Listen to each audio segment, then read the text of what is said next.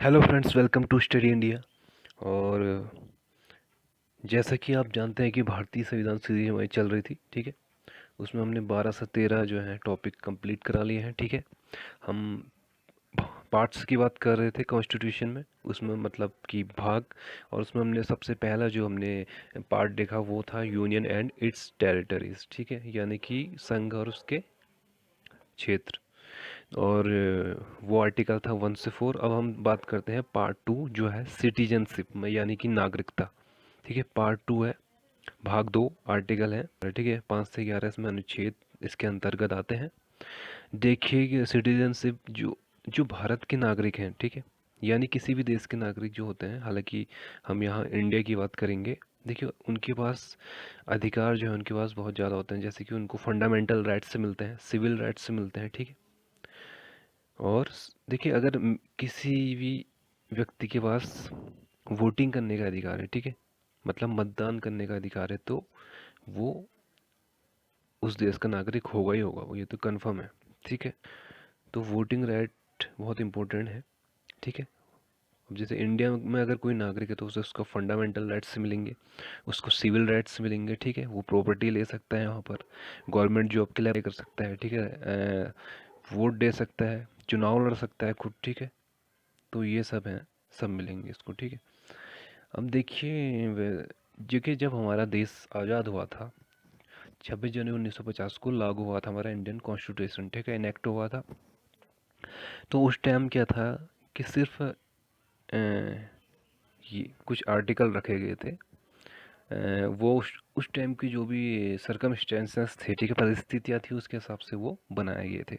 तो क्या हुआ उसके बाद जो है महसूस हुई कि एक ऐसा सिटीजनशिप एक्ट हो जिसमें नागरिकता क्या है अर्जित करने के लिए भी हो, और किसी को अगर उससे वंचित करना है उसके लिए भी कोई प्रावधान रखे जाए, ठीक है। ये सब क्या है, नागरिक, इसके लिए नागरिकता अधिनियम, ठीक है, सिटीजनशिप एक्ट 1995 पारित किया गया, ठीक है, कानून बनाया गया। उस पर फिर टाइम टाइम पर उस पर इम्प्लीमेंट हुए, संशोधन हुए, ठीक है। तो अभी तक देखिए संशोधन 57 में हुआ है, 60 में हुआ है, 85, 86, 92, 2003, 2005, 2015, और जो फाइनल लास्ट था वो 2019 में संशोधन संशोधन हुआ है, ठीक है। तो चलिए हम शुरू करते हैं डायरेक्ट एग्ज़ाम के पॉइंट ऑफ व्यू से कि आर्टिकल में क्या क्या दिया है, ठीक है। देखिए आर्टिकल 5 जो क्या बोलता है कि एक व्यक्ति जो भारत का मूल निवासी है, ठीक है, और 3 में से अगर कोई एक शर्त पूरी करता है तो वो भारत का नागरिक कहलाता है, ठीक है। यदि उसका जन्म भारत में हुआ हो, ठीक है। अगर आपका जन्म जैसे आप अभी भारत में पैदा हुए तो आप सीधे आप भारत के नागरिक कहलाएंगे, ठीक है। और सेकंड चीज़ देखिए, उसके माता पिता में से किसी एक का जन्म भारत में हो, ठीक है। अगर उन उसके जो माता पिता है उनमें से किसी एक का जन्म भी अगर भारत में हुआ है तो वो भारत की नागरिकता ले सकता है। और संविधान लागू होने के 5 वर्ष पूर्व से अगर वो भारत में रह रहा हो तो वो भारत का नागरिक है, ठीक है। तो ये कहता है आर्टिकल 5, ठीक है। मतलब इसमें बात करी गई है कि जन्म के आधार पर नागरिकता की बात करी गई है, ठीक है। अब देख लेते हैं आर्टिकल 6 और 7। देखिए आर्टिकल 6 और 7 जो हैं वो लगभग एक ही जैसे हैं, ठीक है।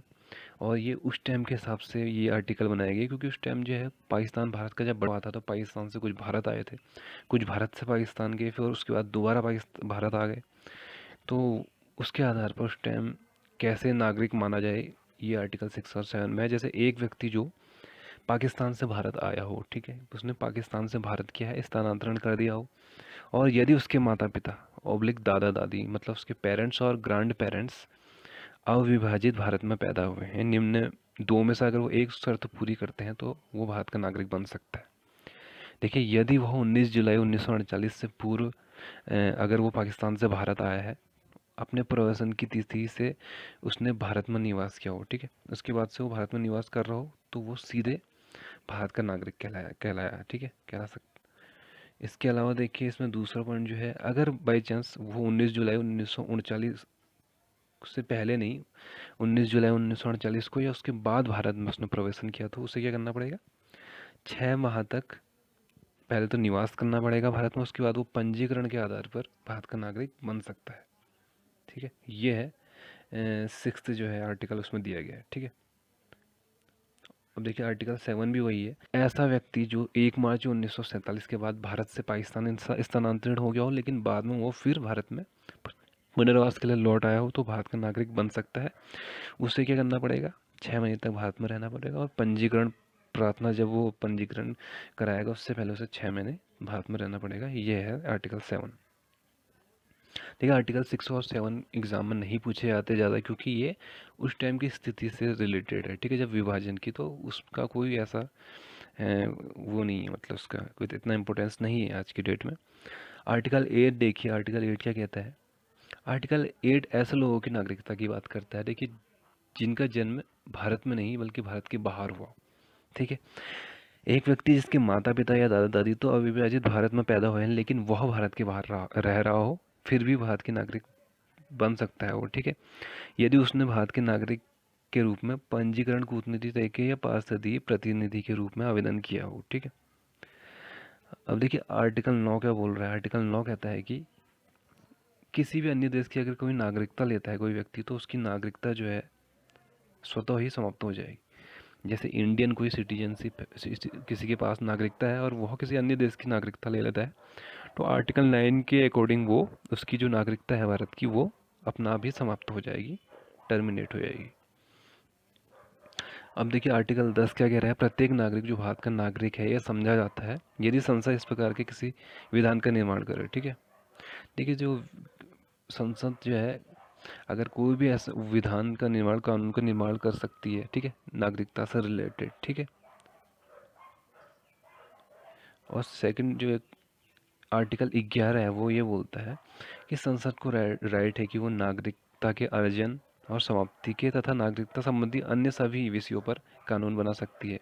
ठीक है, तो बहुत इंपॉर्टेंट है। ठीक है, संसद को किस आर्टिकल में यह अधिकार दिया गया है कि वो नागरिकता से संबंधित कानून बना सकती है। ठीक है, ये नागरिकता को समाप्त कर सकती है, इसी के तो आर्टिकल 11। चलिए, ठीक है, देखिए आर्टिकल, जब ये संविधान लागू हुआ था, तो उस टाइम क्या था कि ये आर्टिकल तो थे उसमें, लेकिन नागरिकता को कैसे अर्जन करना है, ठीक है, नागरिकता को कैसे समाप्त करना है किसी के, उस बारे में कोई भी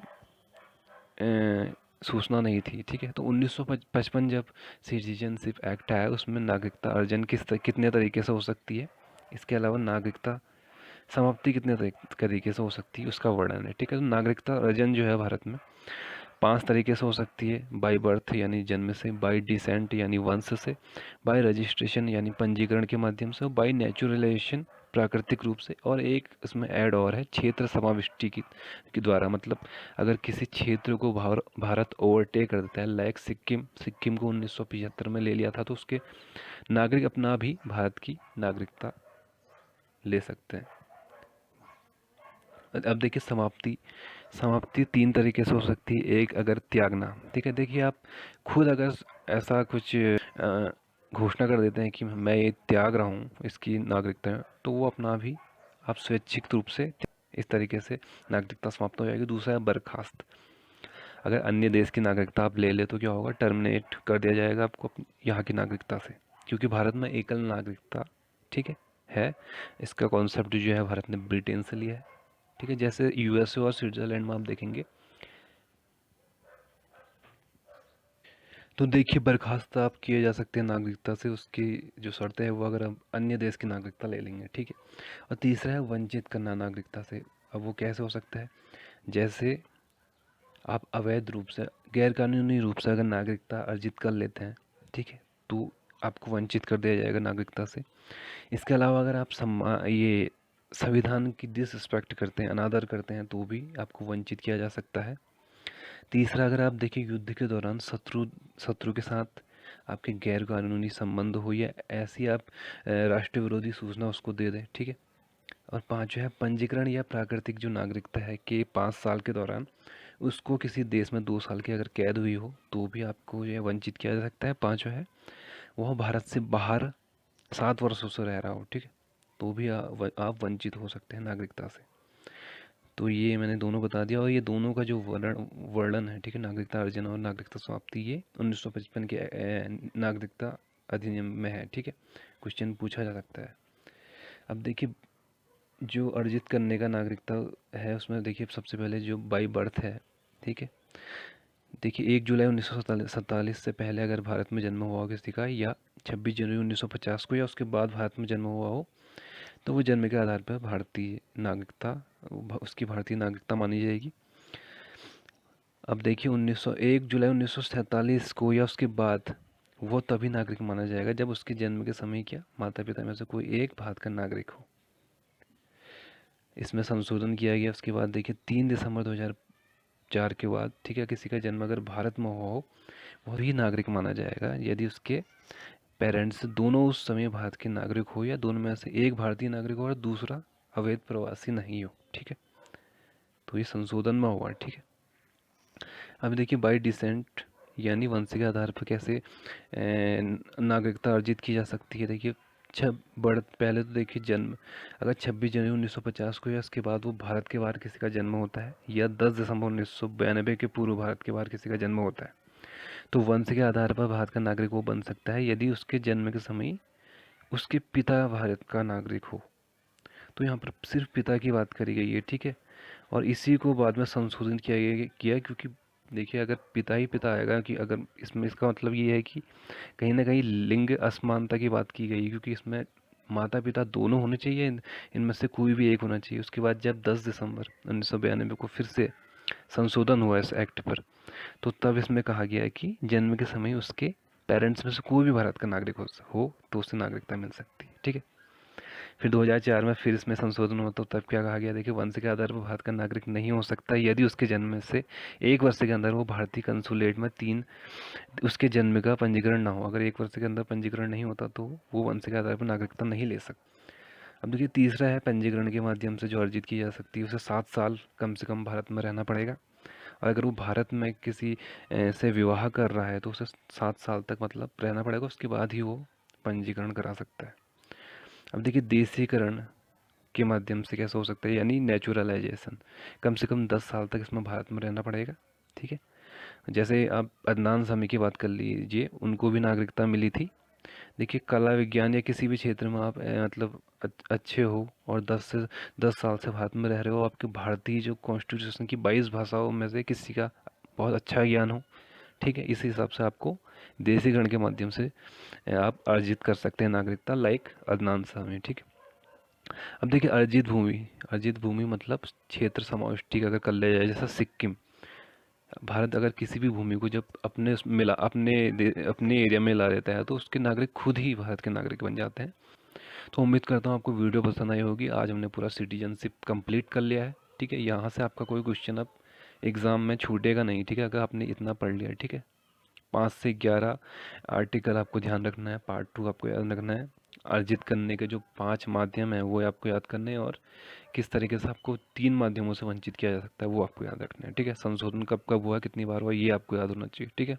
तो ये सब रहा citizenship. Next video fundamental rights पर होगी, ठीक है, बहुत इंपॉर्टेंट है, क्वेश्चन वहाँ से पुटअप जरूर होता है, बहुत ही इंपॉर्टेंट टॉपिक है संविधान का, ठीक है। मिलते हैं नेक्स्ट वीडियो में, थैंक यू।